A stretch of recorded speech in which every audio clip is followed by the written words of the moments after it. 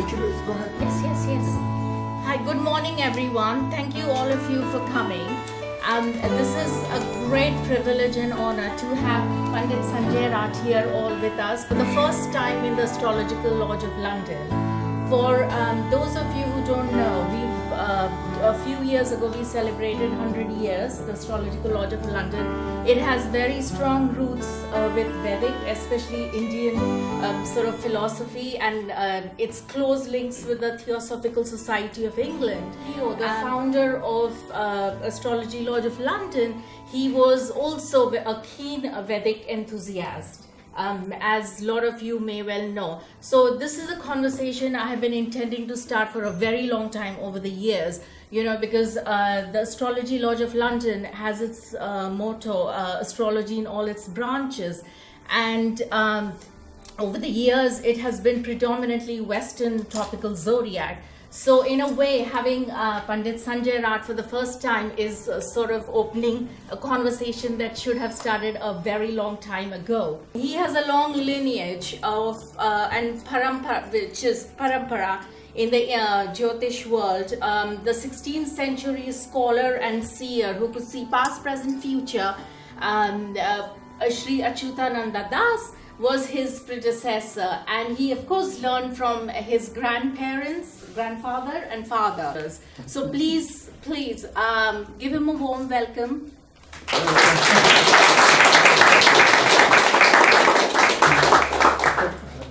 Thank you, Sonal. And my journey has been very long. My journey started when I was a kid, and my teachers were very, very traditional. Very traditional, coming from Puri, which is the most traditional seat. It is the holder of the Rig Veda. We are the holders of the Rig Veda from the time of Adi Shankara. So our job is to hold on to those hymns of the Rig Veda, and for centuries our kids are chosen and they go there to Puri and they recite it. Similarly, the Jyotish knowledge is also held because it's a Vedanga. It's a limb of the Veda. You can't hold on to the Veda if you do not hold on to the limbs of the Veda. It's as simple as that. I cannot say that I like Paul, but I don't like his hands. I have to like his hands to like Paul also. I should like his eyes to like Paul also. It's like that. If you must have the Veda, you have to have the limbs. So that's how. But that's the traditional part. Me, personally, I was always interested in knowing all the systems. Why should I restrict myself to just one? Knowledge is there in everything. And for me, it was all about finding out cross-cultural studies about how the knowledge moved. I don't believe that the knowledge was as restricted to groups or individuals as it is now. There was a time when people took a lot of joy in sharing knowledge. There was a lot of joy in sharing. Nowadays it's all closed clubs, closed groups. I won't tell you, you won't tell me. That is spoiling things. So what I'm going to show now is that there are shlokas from a book called the Manusmriti, which is supposed to be the fountainhead of Hindu Dharma. All Hindus, the entire Hindu law comes from this book called Manusmriti. So nobody can say that this shlokas which are out here are not Hindu, are not Vedic. Often they say that. No, some of the shlokas are Buddhist, some are like this. So I took the trouble of finding these two shlokas because I was in a big argument with some of my elders, and I said that no, I want to learn about these progressions. After all, people make predictions with that. And how do people make predictions if everything is bogus? There must be some truth to it. And whatever truth is there, I need to know. All I do, I'm a seeker. And in any form and manner that the knowledge is there, I must have it. That has been my method. I am thirsty and I will drink the oceans like Agastya. He drank the oceans. And that's a hint behind that, drinking the ocean. Did you know What is the common factor about the ocean? It touches the shores of many countries. It washes the feet of many lands. Drinking the oceans means I will not limit myself to one culture, one people, one religion, or one sect. Agastya drank the oceans, and he says in the Rig Veda, Mahadevanam Surat Tvamekam. Keep your mind focused on Mahadev, the highest of the lights, the highest of the knowledge. Deva means light, knowledge. Mahadeva is the highest light, highest knowledge. Mahadevanam Sura. Sura means light and beings. We are spirit beings having a material experience. We are spirits. This body is just a dress that the spirit being is wearing. And he says, keep your focus clear. Mahadevanam, the name of Mahadev should always be on your head. This is from the Rig Veda. This is a hymn of the Rig Veda.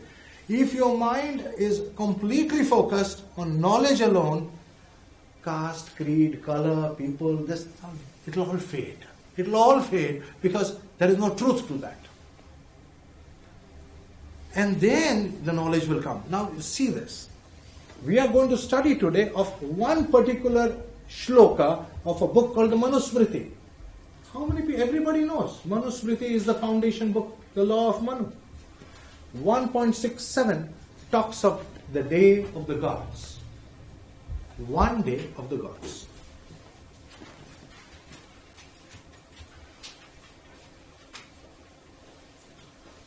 In this shloka, he says, Daive Ratrahani Varsham Pravibhagastayo Punah. A year, I'll not say the whole thing, but it is there with you. A year of men is the day and night of the Deva. And that complete day and night is called a day. So the Deva, Div, means light. Among all the stars in the sky, who has the highest light? The sun. So a day of the Devas, one day of the Deva, one day of the sun is a year of human life. That is the equation. It is a very clear-cut equation. It says one day of the Devas is a year of men. So 360 degrees or 365 days in your life is equal to one day of the sun. So what happens to the sun in one day? Deva is light, the sun. The sun moves in the zodiac by 1 degree. Everybody knows that. Average motion of the sun, about a degree. So 1 degree movement of the sun is equal to 1 year of your life. And this is called the foundation of timing. The entire foundation of timing events is from this one shloka. So now somebody who is from the Vedic astrological tradition will say, no, we use Vimshottari Dasha. All of you know Vimshottari Dasha, at least those of you who know Jyotish. Okay, let's derive Vimshottari Dasha for you. You have a period of 120 years as a cycle.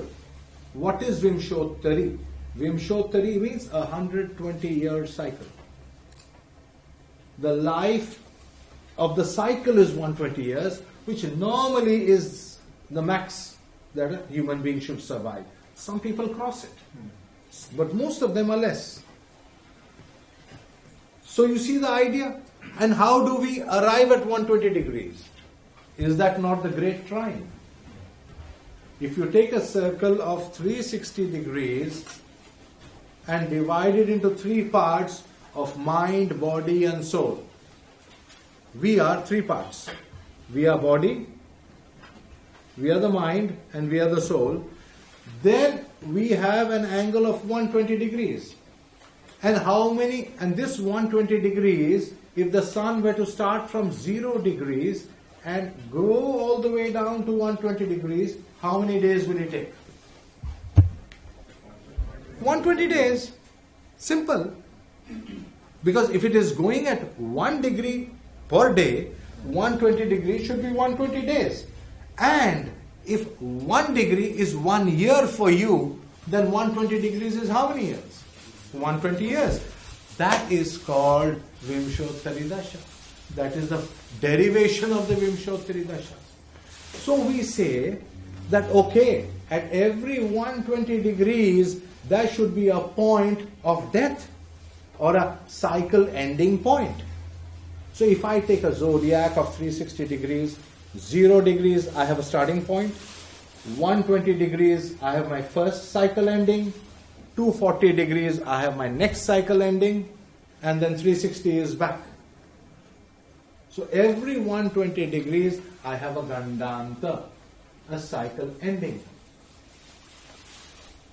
So the whole Vimshottari Dasha gets derived on this basis.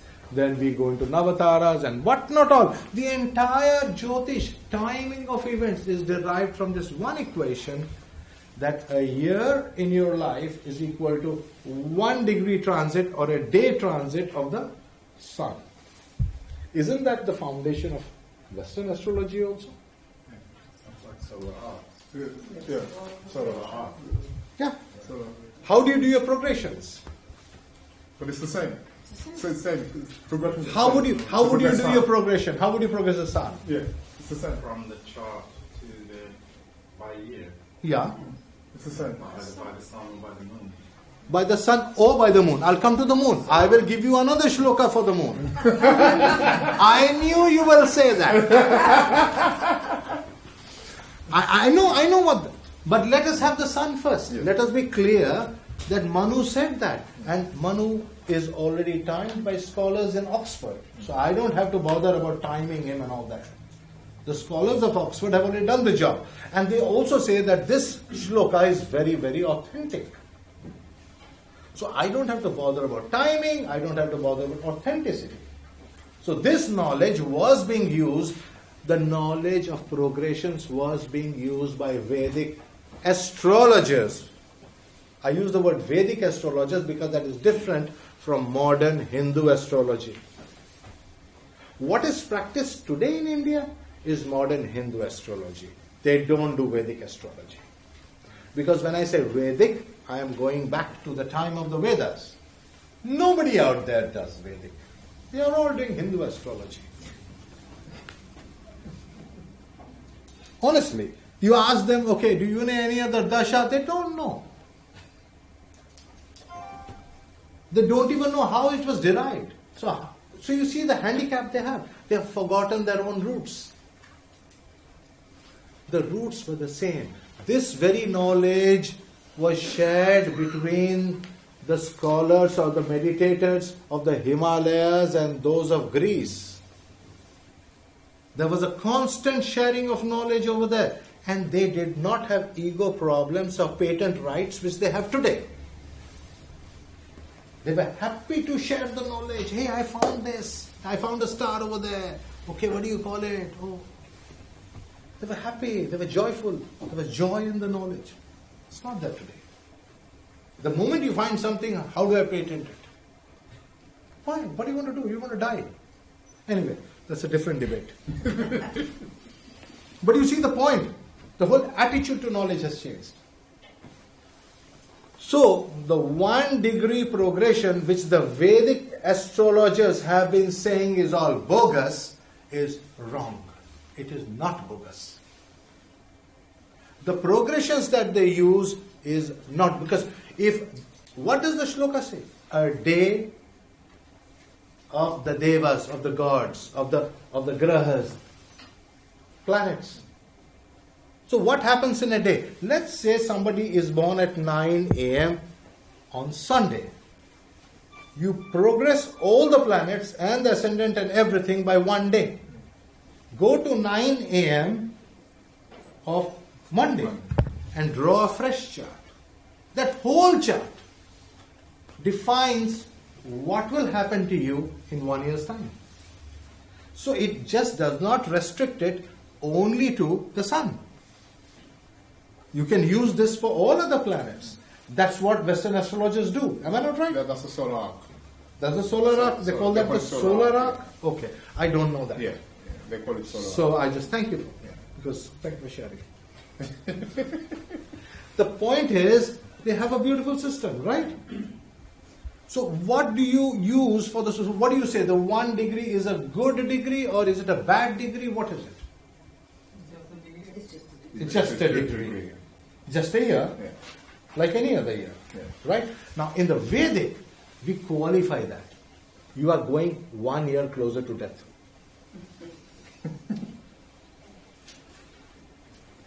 we try, at that level, we qualified. You are a day closer to death. So therefore, the sun becomes the timekeeper of when you should die. I should have some contradiction because of the Vedic tradition that is the beginning of new life. The beginning of the body is what happens to that 1 degree. The 1 degree then is closer.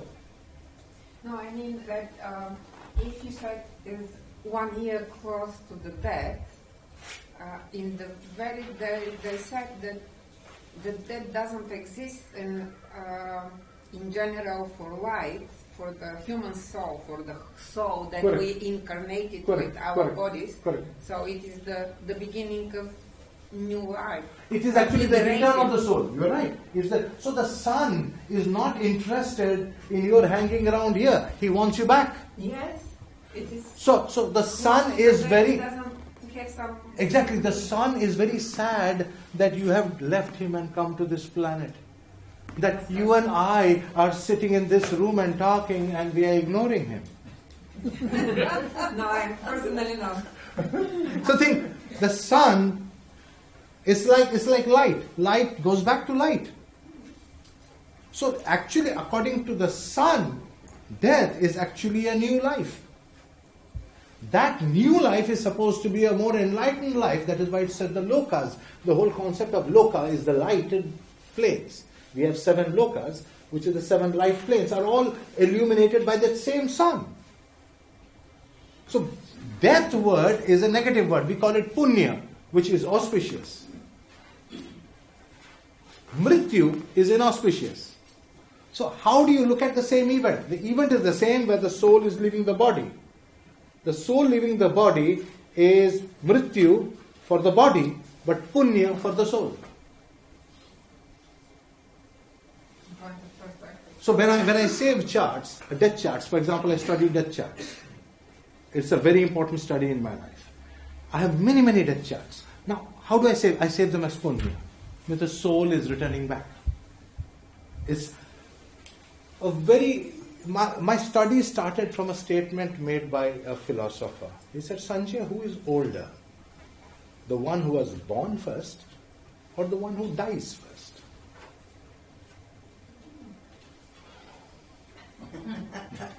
These fellows, they can do things to my head, and then I will go back and think, and then I will think, and I'm gone. So you see, they do that. And I give them credit that he set me thinking, so we went into the death charts. Very interesting. But we age, we are closer to death. So what I'm going to discuss with you today is just 2 things. Let's see 1 or 2 charts, whether it works. Whether we can use the 1 degree progression to time death. Western astrologers have used it for years, is it not? Does it work or not work? It works. So let's try how we do it in the Vedic. Let me see. But it's not for timing deaths, though. Necessarily. Not necessarily, yeah. Yeah, not necessarily. Given the short time of 90 minutes with a break, I think we can at least see 1 or 2. I mean, I thought that at least let's have 1 topic rather than vague kind of thing with all over the place, energy is dissipating. Assassinations. I've given 2 examples over there. One is Rajiv Gandhi, our Prime Minister, and J.F. Kennedy. Interested? Yeah. So but you all agree that there is a shloka which talks about the progression of the sun. That is what I want to give you. So next time a Vedic scholar tells you no, we don't believe in progression. Give him the shloka. You know exactly what to send him and ask him, what do you think about this? So he can't deny, he cannot just brush aside, oh, that Vedic astrology, that Western astrology is all bogus.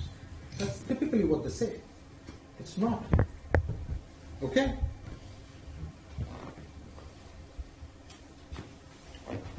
So basically, this is that 0 degrees thing which I was talking about, the 5th house, the trine. That every 5th house you have the trine and the knowledge. That's why we say that 5th is the house of knowledge. 5th is the house of mantra. Because of this 120 degrees, the full cycle of the Vimshottari. The whole concept of mantra comes from that which will carry on after we die. So, if my full cycle is 120 degrees, the ending of that should start the mantra. That. Explain how the 5th house and the 150. Okay, good. You take 0 degrees of Aries, right? We talked of 120 degrees as The point at which you go to a trine. 360 you divide by 3 parts. So 120 degrees exactly out here would end at 0 degrees of Leo. So the whole concept is if my ascendant were to be at 0 degrees of Aries, then the 5th house, assuming equal houses, which Parashara recommends, is at 0 degrees of Leo, the starting point. If that is the starting point, this is the starting point. Okay, so it's exactly at 120. That's how the trine. And in the West they call it the grand trine, we call it kona. The word kona is merely angle. Kendra is a square, kona is an angle. So we used in Sanskrit kona, they used trine. It is the same thing. It's just a language difference. We are talking of the same things. So basically, we would see that is coming. Let us say my Ashwini were to be my nakshatra where the sun is. Then exact trine to that would come to Magha in nakshatras, because that's exactly 120 degrees away. So we get the concept over that particular constellation is my karma nakshatra. My mind should be fixed on my karmas. So in nakshatras that becomes the karma tara. So like that, this 120 degrees was used in many ways. So is that why the 5th house is also like stuff we brought from the previous? Exactly. Good karmas. Exactly, because these are death and rebirth Good points. Yeah, it makes sense. Death and rebirth points are at 0 degrees, 120 degrees and 240 degrees. Or the 1st house, 5th house and 9th house.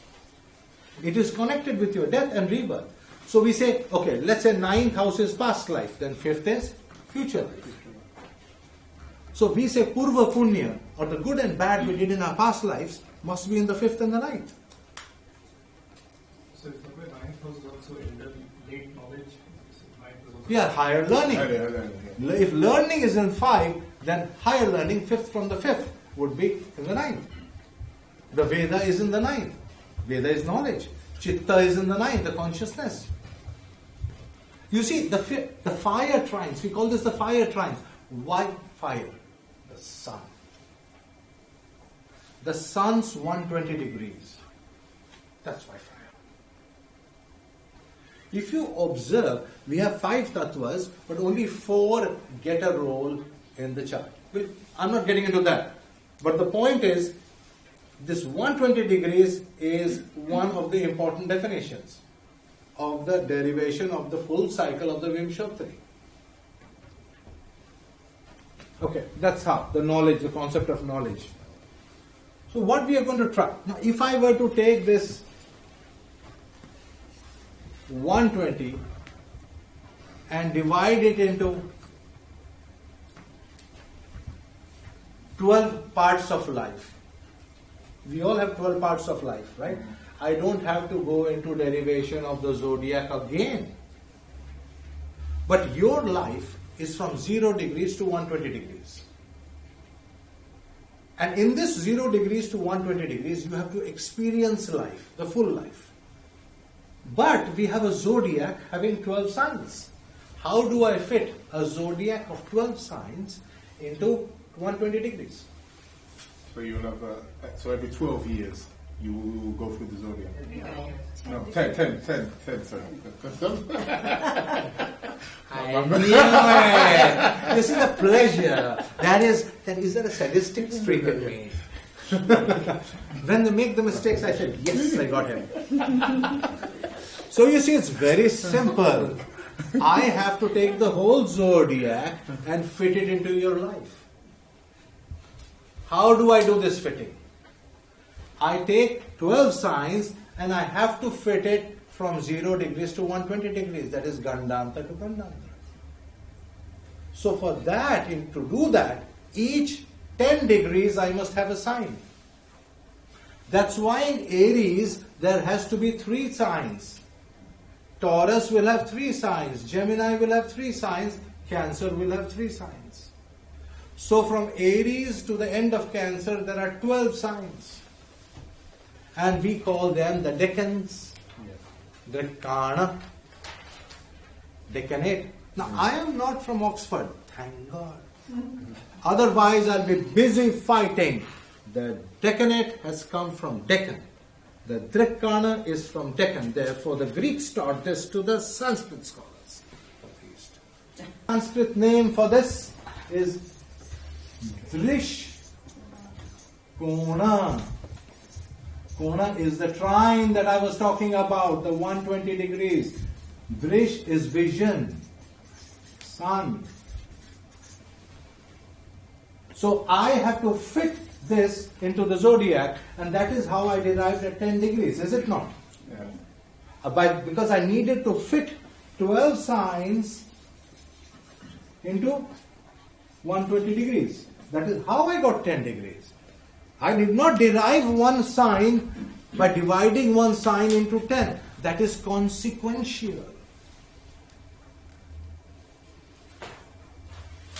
I can also arrive at 10 degrees by dividing 30 degrees by 3. But I didn't do that. I took the whole 120 degrees and compressed the zodiac on that.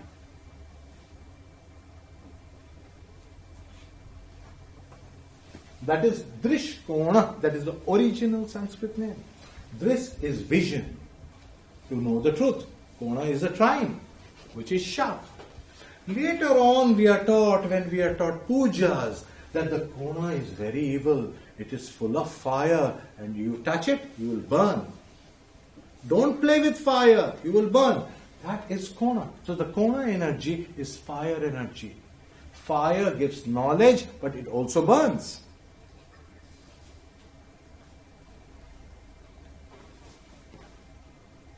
Interesting. So I can give these arguments, but I am not from Oxford. I am not interested in one-upmanship. Whether Greeks taught it to us or we taught it to them, who cares? We have both the knowledge.